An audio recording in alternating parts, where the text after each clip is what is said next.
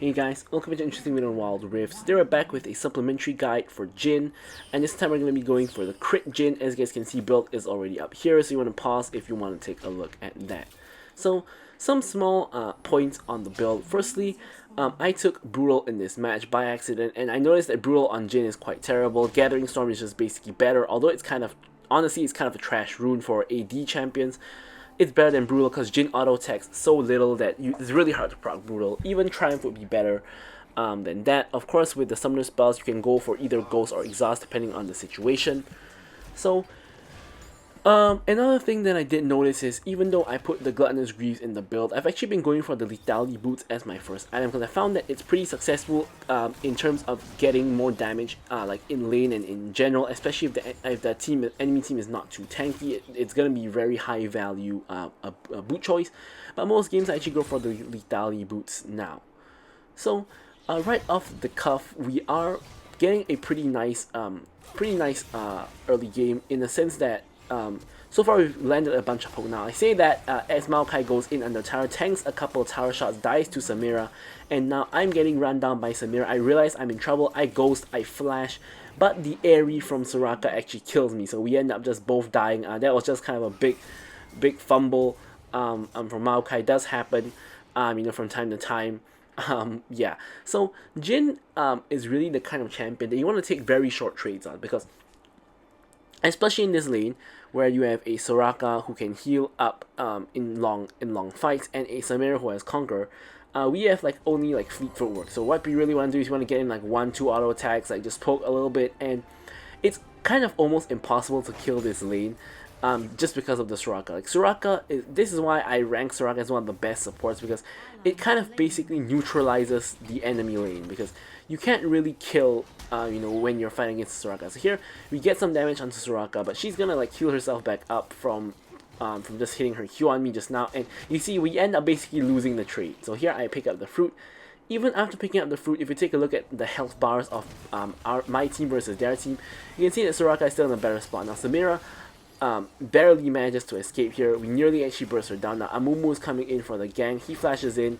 I actually hex splash away. I believe that he was actually aiming for me, but I hex splash away and he hits the Maokai instead. Goes under tower, picks up the kill on Maokai, but I'm not able to really do anything about it. Here I get another root onto Samira. Samira blade whirls one of my bullets again, and yeah, I kind of really want to back here. But the wave is getting pushed in, so I'm deciding to just stick around and take care of this wave. Samira gets rooted once again, but I obviously can't really fight her. I'm just getting a little bit of poke down, and I'm gonna back right after this. Maokai secures the minion for me, so I'm just gonna back right here. So yeah, honestly, Jhin is kind of in a pretty horrible spot now. I honestly think that my latest tier list, I actually didn't rank him so low, and that's because with the kind of lethality burst kind of build where you go for lethality boots into collector into IE, and then magnetic blaster, Mumu gets a little bit too ambitious and ends up dying to the tower here, and now we're going for a little bit more. But yeah, with that build, he's actually not too bad. But with this crit build, he is complete garbage. Honestly, I think this crit build sucks. But of course, the traditional ADC build is the crit build, and technically that is a crit build as well. But this one is okay. Maybe I shouldn't call it the crit build, the Bloodthirster build. So this is the Bloodthirster build on Jhin. So you go for Bloodthirster, then into IE, and of course your blaster just for the extra range, and of course you get the Maul Reminder for the armor pen as well as the anti-heal, pretty standard, and the last item, defensive item, pretty standard as well. And honestly, sounds like it'll be a pretty good build for Jhin, but honestly Jhin is kind of now kind of like an assassin ADC where you want to build a lot of lethality and you just want to burst someone down 100 to 0. And that's kind of really how you operate. If you're playing just as a traditional auto attack focused ADC, he's kind of bad. There's a lot of other champions that are way better than him by a country mile. So yeah, that's not too hot. So here Samira goes in on me, almost gets the full stacks. I have to jump out with the flash. I don't know why I say jump out there, but yeah, I have to flash out here. So here I'm ulting, I'm landing the shots on her, and we're able to secure the kill onto her, and Soraka is now chasing after the Maokai. But thankfully Soraka doesn't quite have the damage. I'm now running her down. Not a very good silence by Soraka. I'm trying to root her and then go for the far shot, but unfortunately she is able to flash away. Now, here, Katarina just jumps on me and kills me instantly. I knew her dagger was there, but I thought I could just force shot her and kill her, but the Jhin auto attack speed is just way too slow, and we don't quite get the force shot off. Instead, we get bursted down by Katarina. So yeah, it's really not too hard of an early game. You can see we're 1-3-1 at the moment, and Jhin is supposed to be a pretty strong early game champion, which is why I really say that Jhin is really not in a very strong spot at the moment, and I find that very sad because Jhin is one of my favorite champions, to play in the game. And here we finally get something back, which is the kill onto Katarina, with a little bit of an assist from the tower. Now here, Maokai is going in on Soraka as Samira goes in on me. Samira obviously way stronger than me at this point. Samira has her ult charged up, waiting for the cooldown, is eventually able to get her ult off, and kills Maokai as well. Meanwhile, all the minions are dying to the tower, and I'm getting further and further behind. Shutdown comes through from the Yone, and Echo does finish off the Amumu as well. So at least our team is kind of picking up the slack a little bit. But yeah, we are not too hot. We are not even at 4k gold, where the rest of our team is already more than 4k gold. Katarina is super fed. She's 8-2 with like 6.5k gold, and we are honestly kind of in trouble at the moment. We are pretty far behind, and it's kind of looking a little bit difficult for us to get back into the game.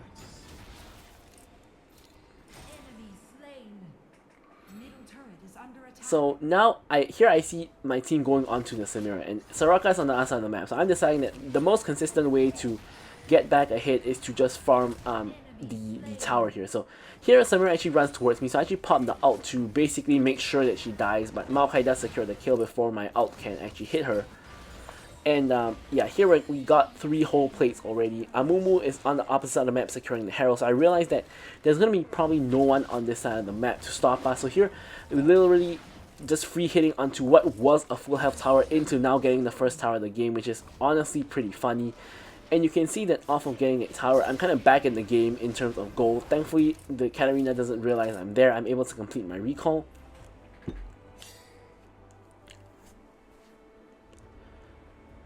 And yeah, so here we are. We've gone back. We've got our items. We're coming back to the lane. Bramble Vest has been completed by the Maokai already, so we kind of are able to fight Soraka a little bit. Katarina goes in. I'm gonna have to immediately flash because she has so much damage at this point. She can probably just one-shot me. So here I'm honestly pretty low. I'm trying to lifesteal off of the minions, and a fight is kind of breaking out, but I can't really participate in the fight because you can see Samira is running at me, and so is Amumu. Katarina can just one-shot me. Here I'm trying to position myself to get back into the fight here, but by the time I walk around, I realize my whole team is dead, so instead of walking up to the river, I'm going to walk down towards my tower. Samira pops the ghost to try to chase me, so I pop my ghost as well to basically run away. So we kind of trade ghost for ghost. Katarina there is kind of 1 HP. I was thinking of ulting her, but Samira is in the air, and if I root myself by using my ult, she's probably just going to jump on me and kill me. And whether I kill Katarina or not is a different story because I need to actually aim, whereas Samira can just jump on me and kill me instantly. So I don't take that risky play, and instead I'm just going to just farm those minions that were pushed in and just recall. So here, huge fight is happening in mid. Me and Maokai are trying to make our way there as fast as we can. Maokai ult comes in. I'm gonna ult as well. From this honestly kind of weird angle, just I missed my last 2 shots unfortunately, but I get a root down. I was thinking of hex flashing over that wall, but I decided to walk the long way around because I don't want to hex flash into the fight by accident, right in the middle of the fight. I mean, so here, Samira gets finished off by me. Unfortunately, I don't have a ghost or anything like that, but Soraka is in trouble. I get the root on her. I hex flash forward. Soraka goes down. The 1 HP commune jumps back into the fight for some reason, and Amumu goes down as well. So overall, I randomly pick up a triple kill here, and this is kind of the turning point of the game where I kind of get back into it, because you can see in terms of goal, I've caught up with the rest of the Fed members of my team. Of course, it's not, and I've caught up with Samira as well, the most important part. I've actually caught up with Samira in terms of goal. Of course, Katarina is kind of way far ahead of anybody else in the game still, so really hard to catch up to her. But we are able to complete our IE, And honestly, 2 items is kind of where Jhin kind of comes online, because IE is generally your second item, so you're not going to get that insane damage on your fourth shot because of the IE. And yeah, so here Echo is getting chased down. Maokai ulti comes in, roots the Katarina surprisingly, even though Katarina had crown. So apparently you can get hit by the root twice and still get rooted even if you have crown, which is an interaction I didn't actually know. So here I'm actually remaining cautious at the beginning because I didn't know, if Katarina was gonna go on me and one-shot me, so I'm actually maintaining my distance, still walking away from Katarina's daggers. And yeah, so here now we are just kind of unloading our damage onto them. Katarina tries to go in, gets one shot by me instead. Soraka goes into stasis.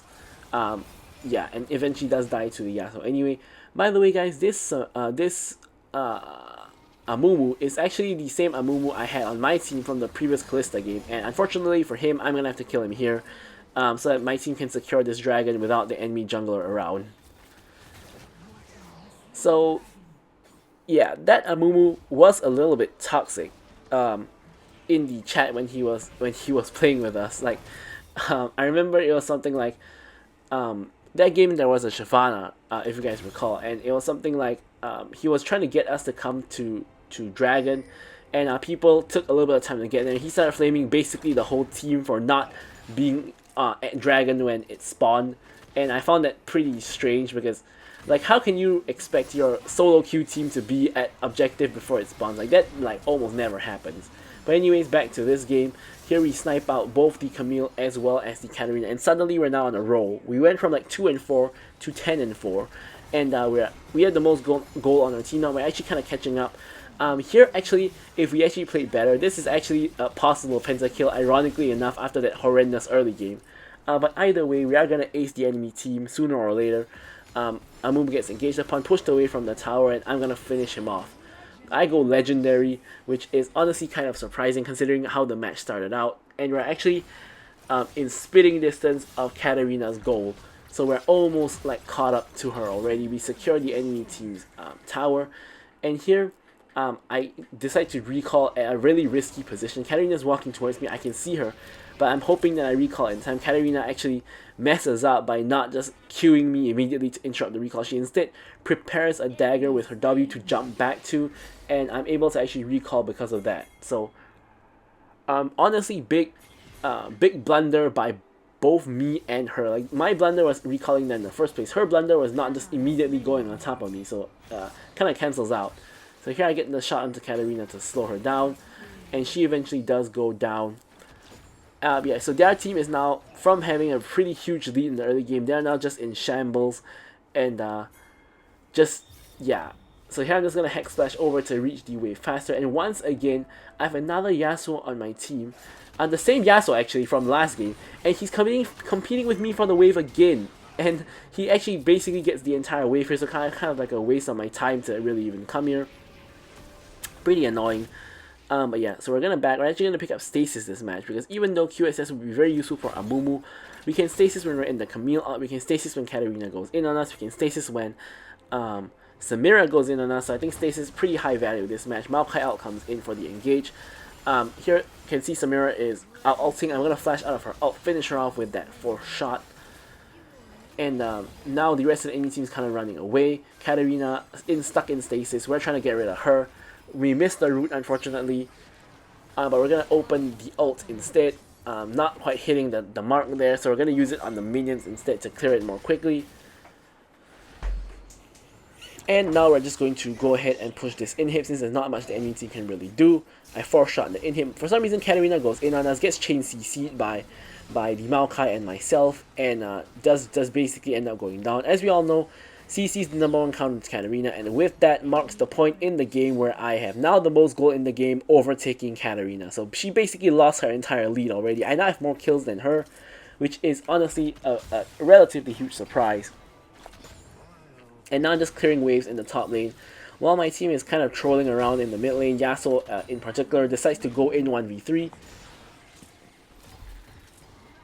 So I pick up the minion waves, and I'm also going to counter jungle and get these Krugs off of the enemy team. And now I'm going to back and see if I can get my mole reminder. Not quite, but we can get the two components of the mole reminder. Two main components, I should say, because it technically does build out of a glove as well. So anyways, we're going to basically just hit down mid. The dragon is going to be spawning real soon, and knowing this Amumu from last game, he's going to be at the dragon like when it spawns or before it spawns, and he's going to attempt at least to try to get his team to come over as well. Now Echo, my jungler, is trying to take the wave, so instead I'm just going to give him the wave and I'm going to farm the jungle. It's basically equivalent, so I'm not sure why he went for the wave instead of the jungle. So here I'm just going to clear out this ward. Amumu, you can see, is over the wall already. Yone is trying to... I'm not sure if he's trying to stack up his passive or trying to zone him away. Anyway, he gets chain CC'd by Yasuo and Yone. Eventually dies literally 1v5. Katarina has decided to split push. And Camille is now running away towards the Katarina, which is a kind of weird way to run. But here pinks are coming out for Baron. Instead, Camille actually gets spotted, and we actually end up chasing the Camille down. She gets engaged on. Again, the Maokai push kind of makes me miss my route because I'm thinking Camille's going to run in that direction, but Maokai pushes her away. So now, my team starts trolling again. Yasuo and Yone, for some reason, are just fighting people at mid lane, and Echo is overextending. But me and Maokai are just going to focus down the Baron because Amumu is dead, and thankfully they don't realize we're really doing Baron. So we get Baron, and now I kind of want to retreat, but my team is trying to go in, and this is kind of where the big screw up happens. I basically tank a lot of Katarina damage. I flash away, and then I stasis for some reason, right as I flash. Like, I should probably just flash auto the Samira and just trade 1-for-1. It's better than the alternative here, which is I flash stasis and basically look like a fool, because what am I doing there? Anyways, we do complete the mole reminder here, and Echo is pushing in, but honestly he's not going to be able to end the game by himself, so not quite sure what the plan is here. I guess the plan is to fight them in their base and die? I don't know. But yeah, Echo, yeah, I don't really know what he's doing. Like, you can see my team is just a little bit questionable. The Echo is really fed, but I'm not sure why you would attempt to fight them 1v2 in the base when you can just push other lanes and get all of their towers instead. So thankfully, the rest of my team is actually doing the correct thing. Maokai and Yone are pushing top while Yasuo is pushing bot. However, the Elder Dragon is going to be spawning in 30 seconds, which is about the time it takes for Echo to respawn. So he's not going to have time to get this red buff because he should be running straight to the Elder Dragon. So I'm going to quickly get this red buff and run to the Elder Dragon area myself. Yasuo is on the wrong side of the map, split pushing, but he has attracted the attention of the Katarina. So this is fine, because if Yasuo and Katarina are stuck in a 1v1, that means Katarina's not going to be an Elder to kill me. So this is completely fine. They're stuck in a fight there. The rest of us have gone to Elder. In terms of my team, Yone is actually pushing out the top lane. So here, we know Amumu is over the wall, and so we're trying to actually pull out the dragon. But unfortunately, the dragon is aggroed onto Maokai, who's not actually moving anywhere.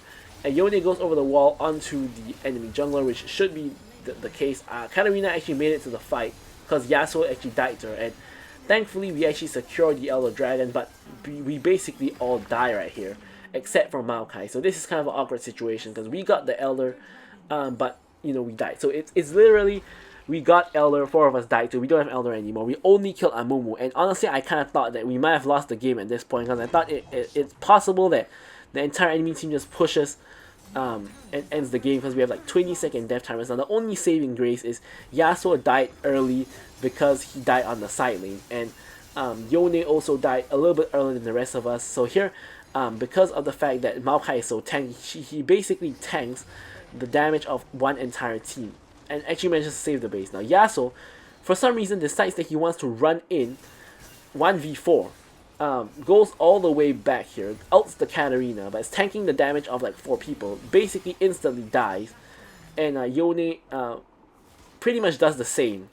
So now me and Echo have respawned, we're now back in the fight. I managed to one-shot the Samira, which is one major threat gone. Katarina actually dies to Yone. Here I'm just going to root the Soraka, finish her off real quick, and Amumu and Camille are the last 2 people standing.